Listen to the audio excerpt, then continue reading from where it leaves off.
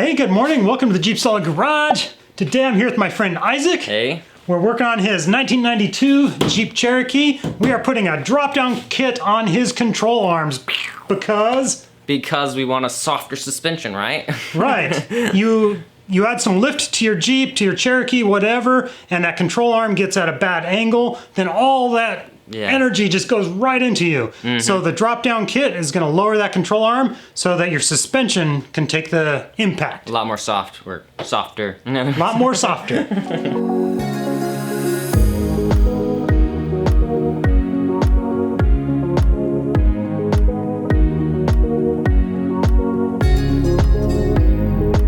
So we've got the front wheels off, and be sure to use some wheel chocks. You don't want it rolling around on you. And Isaac is starting by removing the rear mount, the back bolt on the control arm.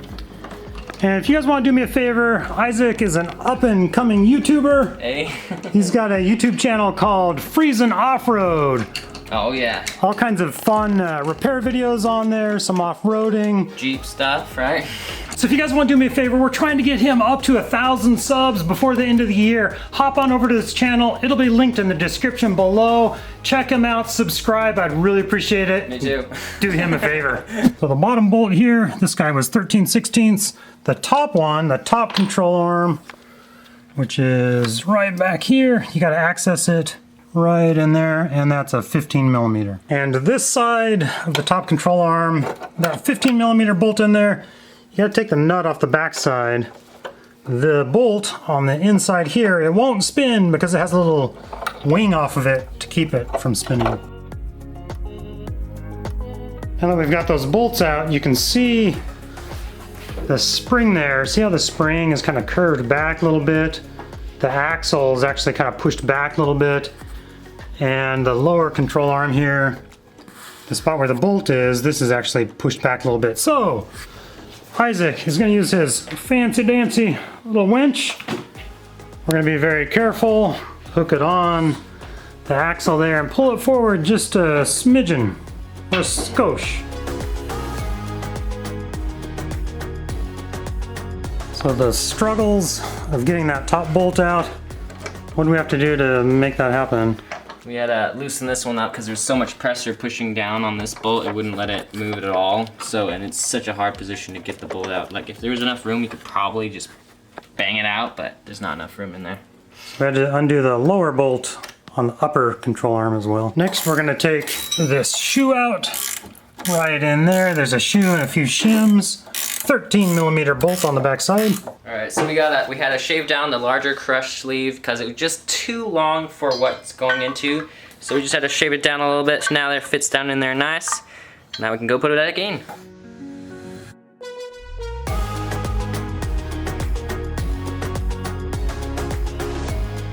.5/16 bolts on the back side.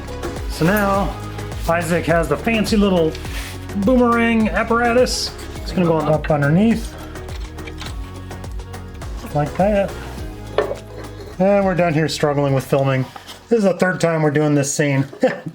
We've got this crush sleeve and the bolt in place. The little arm of the boomerang, I'm calling it, on there. Got that in place. We ended up having to take the upper control arm completely off when we were disassembling things because we just could not get it out without doing that, so reinstall that next. All right, you ready?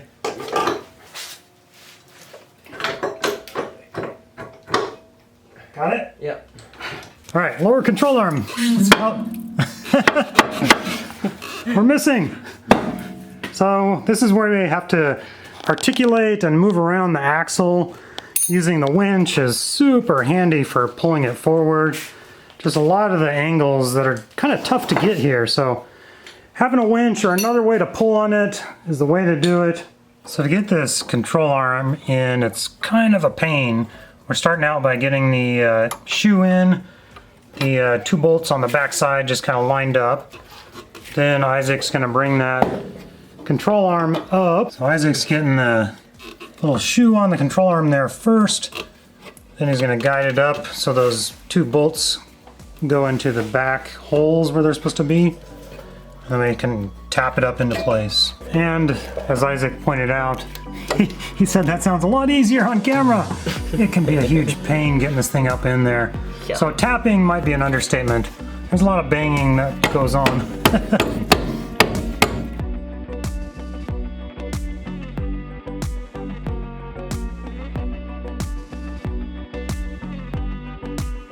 Gotta get the shims in place.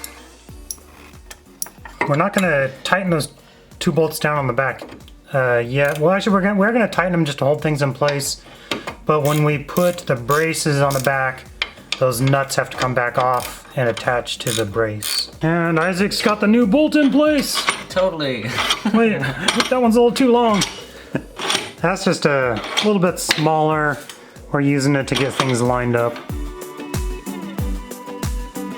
All right, control arm is in place. Now we gotta tighten down 1, 2, 3, and 4 bolts. Now each side gets a brace on the back end. I'm just gonna mark our holes to drill pilot holes for our, what is it, 11/32 drill bit? Something like that. For our self-tapping bolts. And we're gonna tighten down the 4 bolts. The self-tapping one's working just fine, and the other bolts on the back side of that bracket. It's going well. All right, cool. Isaac's got it done. Let's go take it for a ride, see what that suspension looks like with the change in those control arms. Woo! Sound good?